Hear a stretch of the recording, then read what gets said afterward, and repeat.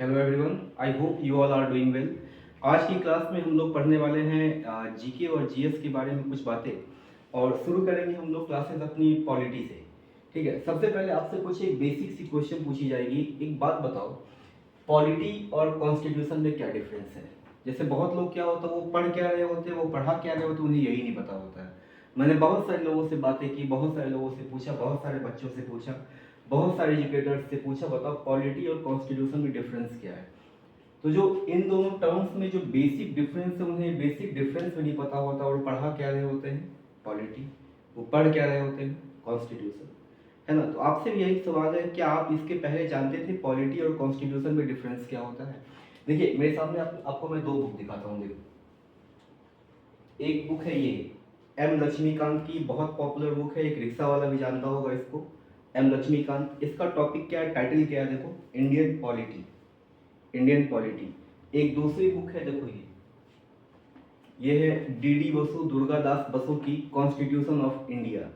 तो इसका टाइटल क्यों इंडियन पॉलिटी है, इसका टाइटल क्यों कॉन्स्टिट्यूशन ऑफ इंडिया है, और मैं बताता हूँ आपको, समझो। देखो, कॉन्स्टिट्यूशन क्या है? कॉन्स्टिट्यूशन क्या है?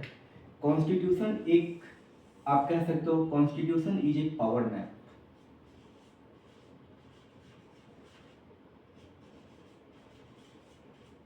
पावर मैप से मेरा मतलब ये है कि शक्तियां बता दी गई, गवर्नमेंट के डिफरेंट डिफरेंट ब्रांचेस की शक्तियां बता दी गई। सरकार क्या होता है, सरकार की शाखाएं क्या होती हैं, इन सारी बातों को मैं भी आपको बताऊंगा। सबसे पहले एक बात समझिए कि सरकार की विभिन्न ब्रांचों की, विभिन्न शाखाओं की आपको क्या की गई, शक्तियां बता दी गई, है ना। इसके बाद क्या हुआ, इसके बाद क्या हुआ कि उस सरकार की विभिन्न शाखाएं अपने आपस में काम करना शुरू करती है, आपसी कोऑर्डिनेशन से काम करना शुरू करती है। तो जब वो काम करेंगी, पावर मैप बना दिया गया, बता दिया गया तुम्हारी शक्तियां कहाँ से कहाँ तक है, फिर वो अपनी शक्तियों के अकॉर्डिंग जब वो काम करना शुरू करेंगी, वो क्या होगा, polity.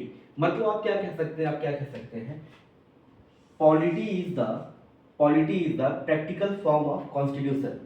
Polity is the practical form of constitution. Polity क्या है? पॉलिटी क्या है? संविधान का, संविधान की व्यवहारिक पक्ष को हम लोग क्या कहते हैं, राज व्यवस्था कहते हैं, है ना। देखो, बातें हम लोग इंग्लिश और हिंदी दोनों में करने वाले हैं। सबसे पहली बात, अगर आप लोग सीजीएल की तैयारी कर रहे हैं तो कोशिश क्या कीजिए कि जीएस को आप लोग पढ़े किस में, जीएस को आप लोग पढ़े इंग्लिश में। इंग्लिश में पढ़ने से फायदा क्या होगा कि आपका इंग्लिश भी इंप्रूव होते रहेगा। ऐसे टेक्स्ट बुक को चुने आप लोग, ऐसे टेक्स्ट बुक को चूज करें जिसमें बातें लिखी गई हो इंग्लिश में। ऐसा नहीं कि मुझे हिंदी पढ़ाने में कोई प्रॉब्लम, मैं दोनों बातों को दोनों भाषाओं में पढ़ा सकता हूँ। मैं इंडिया के शायद कुछ ही टीचर्स में से हूँ जो इंग्लिश और हिंदी दोनों में एफिशिएंटली डील कर सकता है। जैसे देखो, अगर पढ़ाऊँ मैं भी पढ़ सकता हूँ, India we the people of India having solemnly resolved to constitute India into sovereign socialist democratic republic। इन्हीं इसी बातों को मैं हिंदी में भी कह सकता हूँ। हम भारत के लोग भारत को एक संपूर्ण प्रभु संपन्न समाजवादी पंथ निरपेक्ष लोकतंत्रात्मक गणराज्य बनाने की, एक साथ में मैं बोल दूंगा, इंग्लिश हिंदी दोनों में, क्योंकि मुझे ये बातें दोनों भाषाओं में रटी हुई हैं। पढ़ाते पढ़ाते मुझे हिंदी का भी अनुभव हो गया और इंग्लिश तो मेरा मीडियम खुद ही रहा है ना। तो सबसे पहली बात तो मीडियम को लेके आप लोग बिल्कुल नहीं घबराएं कि सर इंग्लिश मीडियम में पढ़ाने वाले या हिंदी मीडियम पढ़ाने वाले, दोनों मीडियम के लोग कंफर्टेबली मेरे साथ पढ़ सकते हैं, जुड़ सकते हैं, कोई समस्या नहीं है। अभी तक हम किन बातों को समझा, पॉलिटी क्या होता है, कॉन्स्टिट्यूशन के प्रैक्टिकल फॉर्म को हम लोग क्या कहते हैं, पॉलिटी कहते हैं। और जैसे मुझे ये बातें रटी हुई हैं, विश्वास मानिए आप लोग, एक दिन ऐसा आएगा कि पूरा का पूरा कॉन्स्टिट्यूशन का रेंज आपको याद करा दूंगा। एक एक पार्ट, एक एक आर्टिकल का रेंज आपको ध्यान में होगा, आपको याद होगा। अगर मान लीजिए एट रैंडम कभी आपके पास कोई कॉन्स्टिट्यूशन का कोई आर्टिकल आपके पास अगर उठ के सामने आता है, ऐसे किसी वजह से करंट अफेयर्स में वो चर्चे में आ गया, आप लोग उसको नहीं पढ़े हैं, तो विश्वास मानिए ऑप्शंस देख करके आप लोग बता देंगे, मैं आपको ऐसा रेंज याद कराऊंगा, ऑप्शंस देख के आप बता देंगे कि उसका सटीक आंसर और सही आंसर क्या होगा। बस मेरे साथ जुड़ रहे, है ना। ठीक है, तो सबसे पहले बात समझेंगे पॉलिटी और कॉन्स्टिट्यूशन में डिफरेंस क्या है। कॉन्स्टिट्यूशन क्या होता है, पावर मैप, किसके लिए, गवर्नमेंट की डिफरेंट ब्रांचेस के लिए, गवर्नमेंट की तीनों ब्रांचेस के लिए पावर मैप होता है, तुम कहां से लेके कहां तक तुम्हारी शक्तियां हैं। ठीक है, और पॉलिटी क्या होता है, इसी कॉन्स्टिट्यूशन का प्रैक्टिकल फॉर्म क्या होता है, पॉलिटी होता है ना। तो आगे बढ़ते हैं, एक बात समझते हैं। एक वर्ड हम लोग सुनते हैं क्या, डेमोक्रेसी। एक वर्ड हम लोग सुनते हैं क्या, डेमोक्रेसी, है ना। एक वर्ड में सुनते हैं क्या, डेमोक्रेसी। डेमोक्रेसी क्या है, देखो डेमोक्रेसी एक वर्ड, एक रूट वर्ड से बना हुआ, जिसका मतलब क्या होता है, एक रूट वर्ड हमारे पास क्या है, डेमोस। इसका मतलब क्या होता है, पब्लिक। इसका मतलब क्या होता है, पब्लिक। है ना, डेमोक्रेसी, और एक वर्ड आप लोग सुन रहे हैं क्या, कॉन्स्टिट्यूशन।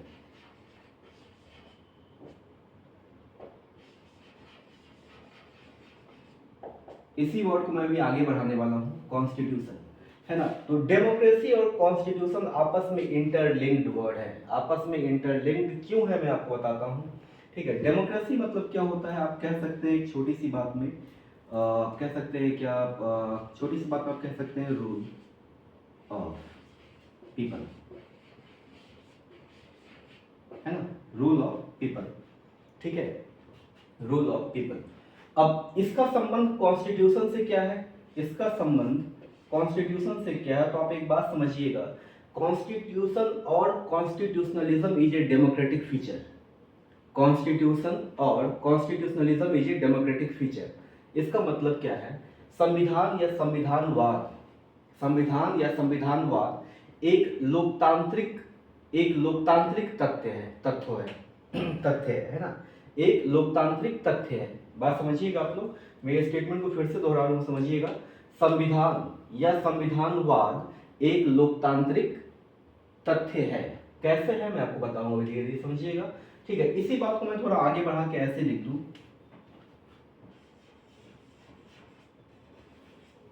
कॉन्स्टिट्यूशनलिज्म। कॉन्स्टिट्यूशनलिज्म, देखो बातों को धीरे धीरे समझते चलिएगा। आप लोगों का जीएस पढ़ने का अप्रोच क्या होता है कि आप लोगों ने क्या किया, प्रीवियस ईयर पेपर को देखा, कुछ एक क्वेश्चंस आपको दिखेंगे, आप सोचेंगे कि अभी मैं 1 घंटा पढ़ूंगा और उसमें से क्वेश्चंस आने शुरू हो जाएंगे। बिल्कुल नहीं भाई, जीएस का वन लाइनर अप्रोच छोड़ दो आप लोग। जब तक ये वन लाइनर अप्रोच आप लोग नहीं छोड़ोगे, तब तक विश्वास मान लो जीएस कभी टैकल नहीं कर पाओगे आप लोग। मैंने पढ़ाना उस उम्र में शुरू किया था जिस उम्र में बहुत मेरे साथी, जो मेरे दोस्त थे, मेरे जो बैचमेट्स थे, जो मेरे फेलोज थे, क्लास फेलोज थे, वो लोग ढंग से अपने होश को ही नहीं संभाल पाए थे। मैं उस एज से पढ़ा रहा हूँ। कॉम्पिटिटिव एग्जाम पहले दिन मैंने मार्कर उठाया था, वो पहला दिन ही मैंने कॉम्पिटिटिव एग्जाम्स के बच्चों को पढ़ाया था, है ना, और आज भी मैं पढ़ा रहा हूँ, कॉम्पिटिटिव एग्जाम्स के बच्चों को ही पढ़ा रहा हूँ। तो आप लोग इस बात को ध्यान से समझिएगा, मैं अपनी एक्सपीरियंस से बोल रहा हूँ, जीएस के वन लाइनर अप्रोच को आप लोग छोड़ दीजिए। जब तक आप लोग इन डेप्थ नहीं पढ़ेंगे तब तक वो कभी खत्म होगा ही नहीं। आप लोग क्या करते हैं कि लूसेंट उठाते हैं, पिनेकल की बुक उठा लेंगे, सोचेंगे पूरा का पूरा जीएस में आज ही पढ़ डालूंगा, और क्या होगा, एक पेज पढ़ने के बाद आप बोरियत फील करेंगे, फिर उसको रख देंगे। ठीक, फिर एग्जाम नजदीक आएगा, आप लोग क्या करेंगे, प्रीवियस ईयर पेपर लेंगे, 2-4 सेट को याद कर लेंगे, सोचेंगे जीएस कवर हो जाएगा। जीएस के बारे में क्या मिसकंसेप्शन क्या है, अंडर द सन एवरीथिंग, ऐसा बिल्कुल नहीं है। अंडर द सन एवरीथिंग ऐसा बिल्कुल भी नहीं है, अंडर द सन एवरीथिंग बिल्कुल भी नहीं है। इसका एक डेफिनेट सिलेबस है, डेफिनेट पैटर्न है, और सीजीएल के तो बिल्कुल डेफिनेट है, घबराने की जरूरत बिल्कुल नहीं है। सीजीएल एग्जाम के लिए तो बिल्कुल डेफिनेट है, तो आप लोग घबराएंगे बिल्कुल। मैं जिन बातों को पढ़ा रहा हूँ बस आंख बंद करके विश्वास करके मेरे साथ जुड़े रहिए और पढ़िए उन बातों को। ठीक है, देखो अच्छा एक बात समझिए, मैं आप लोगों को छोटी सी बात बताता हूँ। जब भी कभी किसी वर्ड के लास्ट में अगर ISM लगा हो, जब भी कभी किसी वर्ड के लास्ट में अगर ISM लगा हो, तो समझ जाना वो क्या है, वो आइडियोलॉजी की बात कर रहा है। आइडियोलॉजी या विचारधारा की बात कर रहा है ना। तो कॉन्स्टिट्यूशनलिज्म क्या है, constitutionalism is a democratic ideology.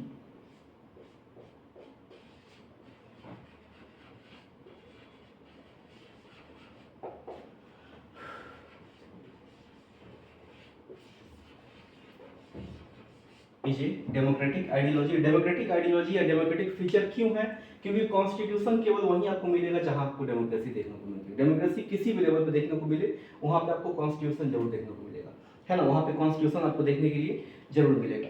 मेरे ख्याल से आप लोग इतनी बातों को समझ पाए होंगे, तो हम लोग आगे बढ़ते हैं, है ना। आगे बढ़ने के क्रम में आप लोग देखेंगे, ठीक है, आगे बढ़ने के क्रम में हम देखते हैं कि कॉन्स्टिट्यूशन कितने टाइप के होते हैं। कॉन्स्टिट्यूशन जो है वो कितने टाइप के होते हैं, देखते हैं इन बातों को।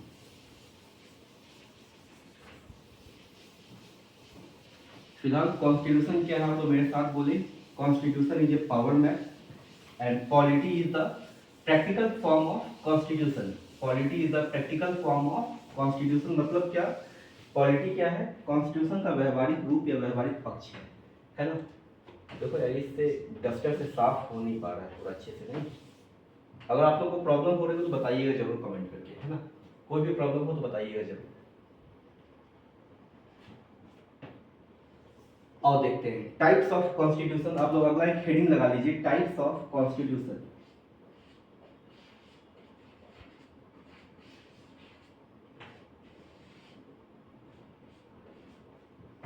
देखो टाइप्स ऑफ कॉन्स्टिट्यूशन, अब बेस्ड ऑन रिटन और अनरिटन।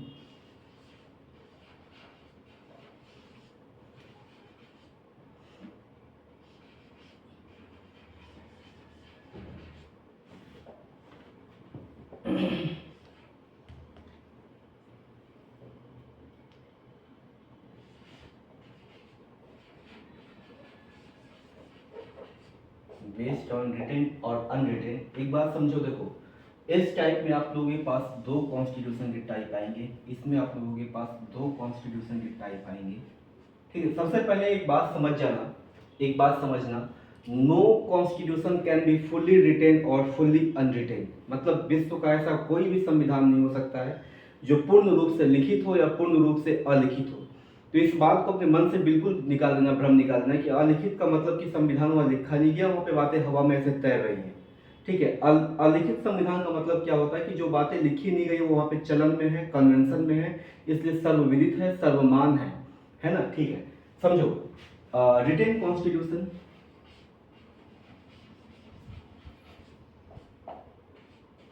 कॉन्स्टिट्यूशन को मैं ऐसे लिखता हूँ, आप लोग ऐसे लिख लेंगे, या फिर अगर पूरा लिखना चाहो तो पूरा लिख लें, कोई दिक्कत नहीं है। दूसरा कौन सा, अनरिटेन कॉन्स्टिट्यूशन,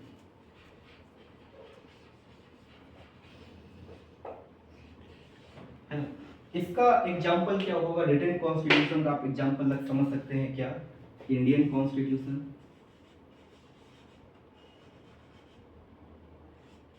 या इसी का एक प्रीकर्सर था क्या, यूएस कॉन्स्टिट्यूशन, है ना। ठीक है, अनरिटेन कॉन्स्टिट्यूशन का मतलब क्या होगा, ब्रिटिश कॉन्स्टिट्यूशन।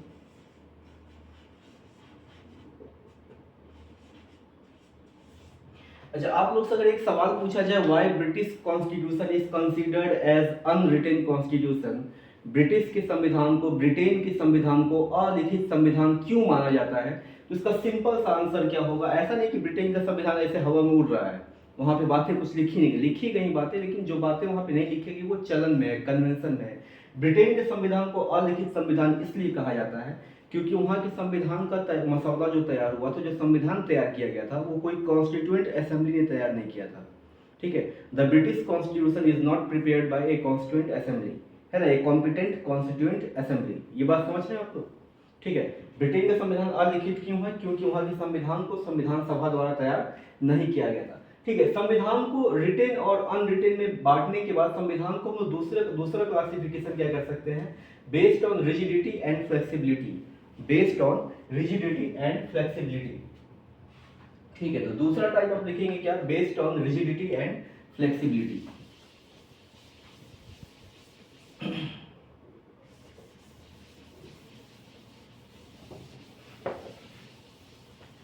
ये क्या है समझते हैं आप।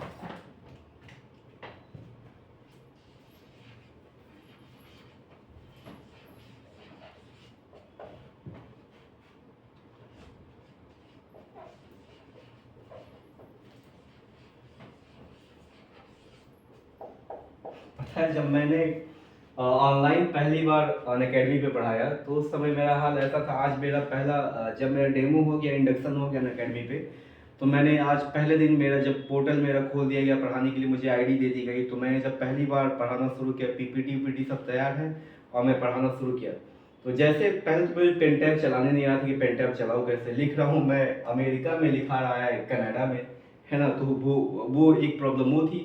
दूसरा प्रॉब्लम क्या हुआ मेरे सामने कि सामने मेरे कोई था ही नहीं, अब अकेले रूम में बैठकर मैं ऐसे पढ़ाना शुरू किया और मुझे कुछ समझ में नहीं आया मैं पढ़ा क्या रहा हूँ, आगे आपको समझ में आ रहा है या नहीं आ रहा है, मतलब बहुत प्रॉब्लम हुआ।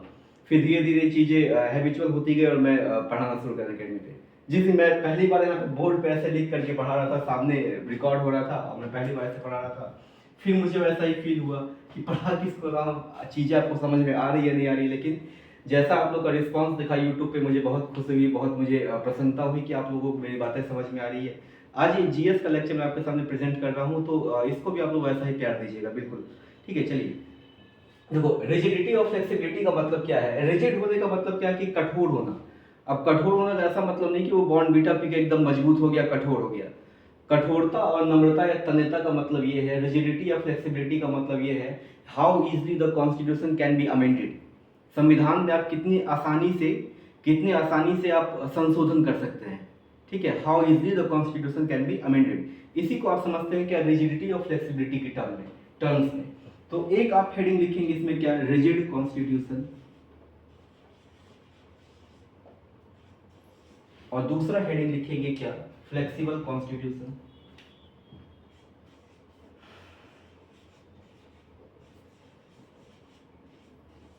है ना, फ्लेक्सिबल कॉन्स्टिट्यूशन, ठीक है। रिजिड कॉन्स्टिट्यूशन का एग्जांपल क्या होगा, यूएस कॉन्स्टिट्यूशन। क्यों, क्योंकि अगर आप देखने जाए, अगर आप बात करें इसके बारे में, तो आप एक बात समझेंगे, इस पे आज तक केवल और केवल 27 टाइम्स अमेंडमेंट हुआ है।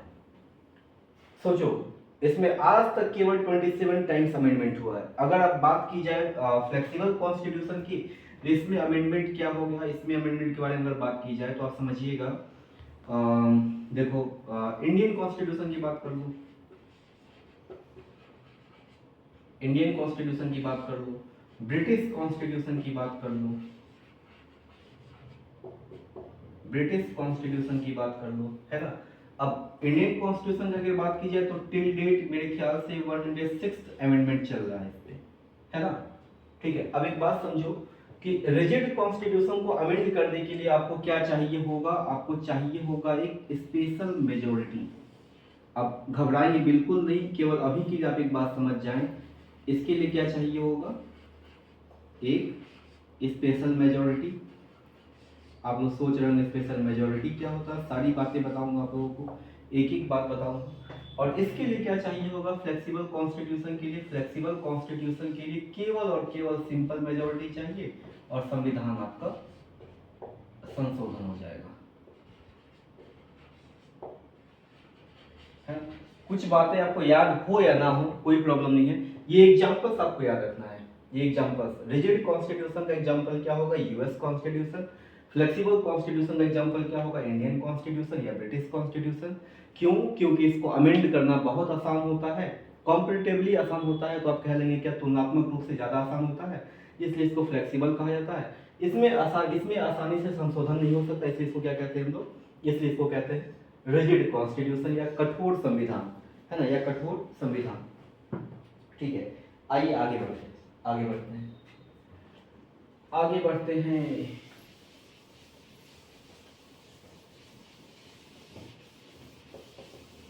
आगे बढ़ते हैं, कुछ बातें आप लोगों को बताने वाला हूं मैं, उन बातों को समझिएगा वो है क्या, है ना। आगे बढ़ने के बाद मैं कुछ बातों को आपको बताता हूं, उन बातों को समझिए वो है क्या, और फिर धीरे धीरे हम लोग संविधान पे आ जाएंगे। मतलब जो आप लोग क्वालिटी पढ़ते हैं, जो आप देखना चाह रहे हैं, जो आप सुनना चाह रहे हैं, मैं धीरे धीरे उन पर भी आ जाऊंगा। बस फिलहाल थोड़ा सा धैर्य बनाकर रखें और इसको समझने की कोशिश करें, ठीक है। तो अभी तक तो संविधान पढ़ाने में आप लोग दो देशों का नाम सुन चुके होंगे, मतलब आपको एक बात समझना है, आपने नाम किसका किसका सुना, ब्रिटेन का और अमेरिका का, यूएस का। तो मतलब अगर भारतीय संविधान को समझना है, इसके बारे में आपको कुछ जानकारी चाहिए, तो आप लोग एक बात समझिएगा कि आपको धीरे धीरे इस पे आने से पहले कुछ बातें आपको अमेरिका के संविधान के बारे में, कुछ बातें आपको ब्रिटेन के संविधान के बारे में जानना जरूरी है, ठीक है। क्या जानना जरूरी, मैं आपको बताता हूँ, समझो, ठीक है, इसको समझो। सबसे पहली बात तो एक बात जानो कि रूल ऑफ लॉ क्या होता है। Rule of law, rule of law या विधि का शासन, रूल ऑफ लॉ या विधि का शासन, ये क्या है, इसका मतलब क्या है, इसका मतलब क्या है, everyone under the law, under the law, है ना, अंडर द लॉ। पहली बात ये समझ जाओ, मतलब सभी लोग विधि के अंतर्गत आएंगे, सभी लोग के ऊपर कानून जो है वो लागू होगा। दूसरी बात क्या है, दूसरी बात समझो, इक्वालिटी बिफोर लॉ,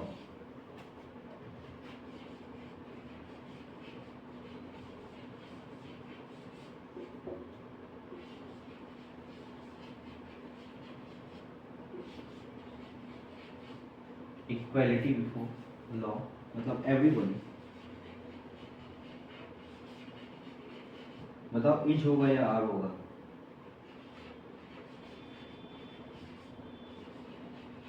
सारी बातें वही नहीं है, आपको ऐसा लग रहा होगा।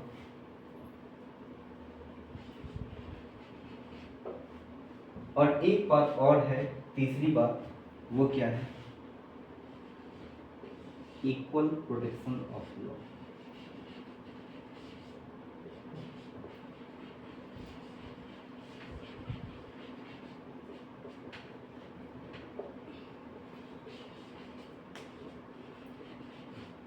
ठीक है, रूल ऑफ लॉ देखो एक पार्लियामेंट्री फीचर है। रूल ऑफ लॉ है वो क्या है? Parliamentary feature.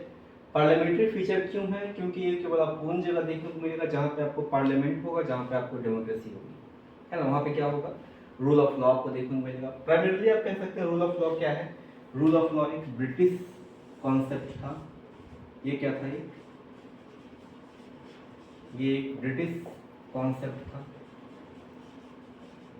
ठीक है, इसका मतलब क्या था कि कानून की जो भी मतलब इसका मतलब है कि उस जगह पे, जिस जगह पे ये बातें की जा रही हैं, उस जगह पर वहाँ की सरकार और जनता दोनों कानून के अधीन होगी। Equality, sorry, everyone under law. इन दोनों बातों को समझाने के लिए मैं आपको एक बात बताता हूँ, समझो क्या है। जैसे देखो, मान लो एक छोटा सा गांव था, उस गांव में 100 लोग थे और गांव का एक राजा था।